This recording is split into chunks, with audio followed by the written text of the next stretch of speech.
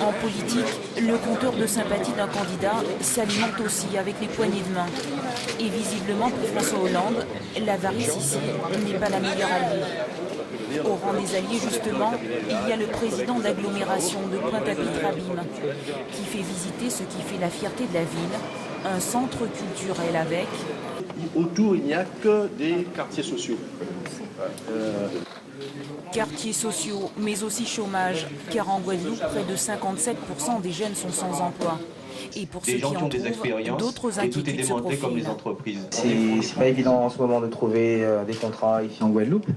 Mais ma question en fait, c'est par rapport au chantier d'insertion que nous avons monté avec la région Guadeloupe ainsi que les fonds européens. On se demande si vous êtes élu en 2012, est-ce qu'on aura la possibilité de pouvoir pérenniser ce type d'action de chantier d'insertion sur le territoire guadeloupéen? Fonfazian, directeur et président d'une association Casabroc Casa Recycle.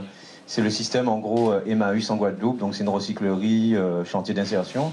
Et il y a beaucoup de personnes qui ont mené des projets et qui maintenant ont disparu par manque de trésorerie et les problèmes de charges sociales. Ça nous abat. Nous avons sans doute des fonds à imaginer.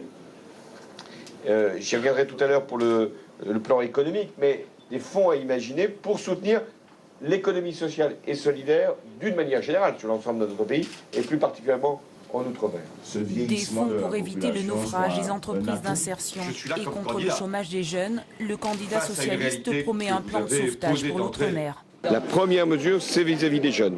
De remettre des moyens pour la formation, l'éducation, faire ce contrat spécifique pour les jeunes en Outre-mer, puisque le contrat de génération que j'évoque pour l'ensemble du pays ne peut pas toujours trouver son adaptation, et avoir un objectif qui serait de réduire le chômage des jeunes au moins d'un tiers dans les premières années de mon quinquennat, et peut-être davantage.